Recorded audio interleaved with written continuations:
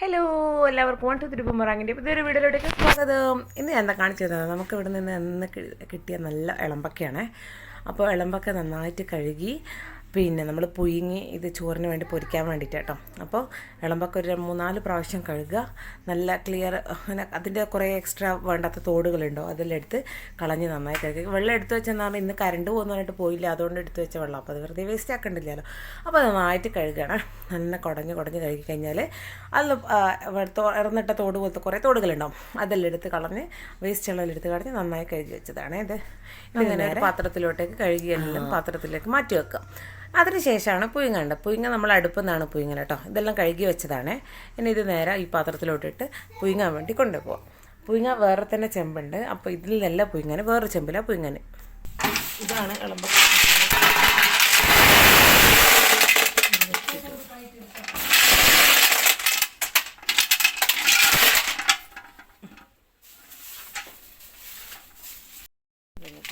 ഈ അടുപ്പിലേക്ക് വെച്ചെടുത്ത് കത്തിച്ചിട്ട് ഇതാണ് തിളപ്പിക്കുക.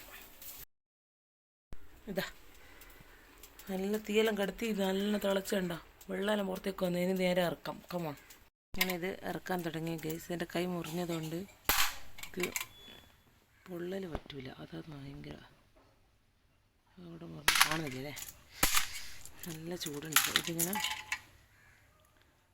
എടുത്തിട്ട് തിന്നാനും നല്ല ടേസ്റ്റ് ആയിട്ടാ കാണിച്ചിരാം. നല്ല ഉപ്പ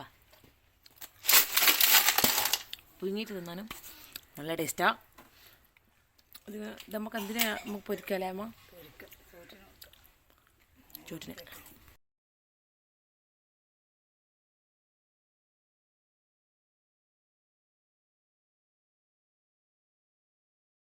അങ്ങനെ ഏകദേശം എല്ലാം എല്ലാം ഇറന്ന് ഇതിൻ്റെ ഉള്ളിൽ കുറച്ച് ലൂസായിട്ടുള്ളതുണ്ട്, അതെല്ലാം ഇറന്നെടുത്ത്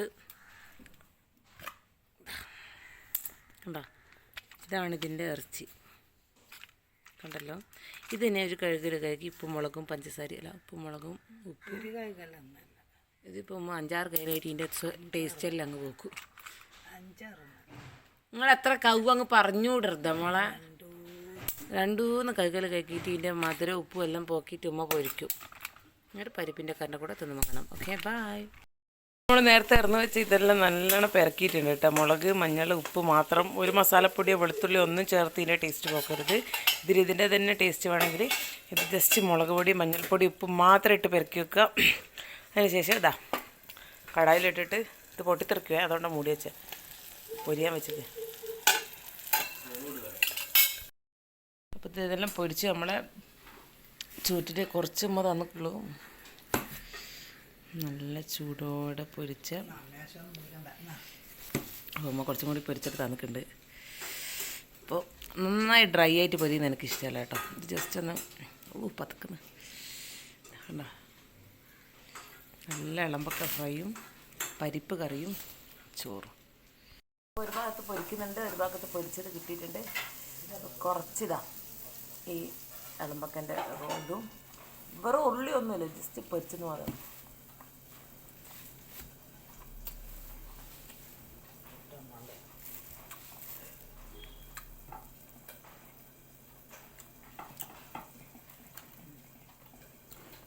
അതെന്നാ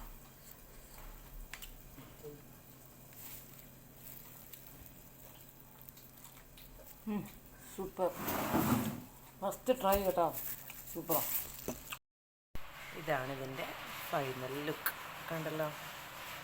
ബാക്കി പൊരിയുന്നുണ്ട്. ഇതാണ് ഓക്കെ.